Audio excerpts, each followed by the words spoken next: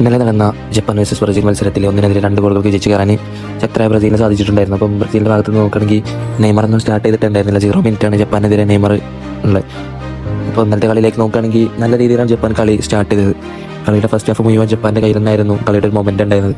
മാത്രമല്ല 29 minute Japan ഒരു goal കണ്ടെത്താനും കഴിഞ്ഞു. പക്ഷേ ആ ഗോൾ അടിച്ചതിന് ശേഷമുള്ള ജപ്പാൻ്റെ ഒരു പെർഫോമൻസ് അവരൊന്നുകൂടി അറ്റാക്കിൽ നിന്ന് മാറി ഡിഫൻഡിൽ ഇറങ്ങി കളിക്കുന്ന പ്ലേസ് ഒക്കെ ഉണ്ടായിരുന്നത്. ബോക്സ് മുഴുവൻ പ്ലേസാണ്. ബ്രസീലിൻ്റെ ഒരു ഷോട്ട് കൂടി അടിക്കാൻ പറ്റാത്തൊരു സിറ്റുവേഷനിലാണ് ജപ്പാൻ കവർ ചെയ്തിട്ടുണ്ടായത്. അപ്പം സെക്കൻഡ് ഹാഫിൽ വന്നപ്പം ആഞ്ചലോട്ടി അതിന് ശക്തമായി തന്നെ ഒരു പ്രാക്ടിക്കൽ രീതിയിൽ തന്നെ അതിനെ അപ്രോച്ച് ചെയ്തു. ഷോട്ട് എടുക്കുന്നതിന് പകരം ക്രോസുകൾ കേന്ദ്രീകരിച്ച് ബ്രസീലിൻ്റെ കളി മാറി. നിരവധി ക്രോസുകളാണ് ഇട്ടിട്ടുണ്ടായിരുന്നത്.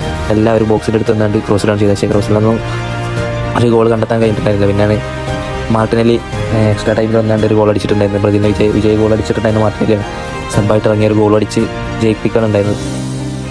പിന്നെ കസമിറോനെ പറ്റി നോക്കുകയാണെങ്കിൽ കഴിഞ്ഞ കളിയിലൊക്കെ നിരവധി ട്രോളുകളൊക്കെ കിട്ടിയ ഒരാളാണ് കസമിറോ. അപ്പോൾ ഇന്ന് വരികയാണെങ്കിൽ സമനില ഗോൾ അടിച്ചിട്ടുണ്ടായിരുന്ന കസമിറോയാണ്. ഒരു ഷട്ടപ്പ് എന്നുള്ളൊരു സെലിബ്രേഷനും നടത്തിയിട്ടുണ്ടായിരുന്നു. അപ്പോൾ ഇന്നത്തെ കളിയിലേക്ക് നോക്കുകയാണെങ്കിൽ ആഞ്ചലോട്ടിയുടെ ഒരു സ്ഥിരം സ്റ്റൈലായിട്ടുള്ള എക്സ്ട്രാ ടൈമിൽ ഗോൾ അടിച്ച് ജയിക്കുന്ന ഒരു സ്ഥിരം പരിപാടിയാണ് അപ്പോൾ ഇന്നലെ കാണാൻ കഴിഞ്ഞാൽ. ജപ്പാൻ്റെ ഭാഗത്ത് നോക്കുകയാണെങ്കിൽ ഒരു നല്ല പെർഫോമൻസ് ഉണ്ടായിരുന്നു ജപ്പാൻ.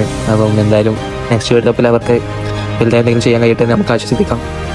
അപ്പോൾ ബ്രസീലിനെ സംബന്ധിച്ച് നോക്കുകയാണെങ്കിൽ ബ്രസീൽ നോക്കൗട്ടിൽ നിന്ന് രക്ഷപ്പെട്ടിരിക്കുകയാണ്. അപ്പോൾ ഇനി അടുത്ത കളിയിൽ ബ്രസീലിൻ്റെ പെർഫോമൻസ് ഒക്കെ എങ്ങനെയാണെന്നുള്ളത് നമുക്ക് നോക്കി കാണാൻ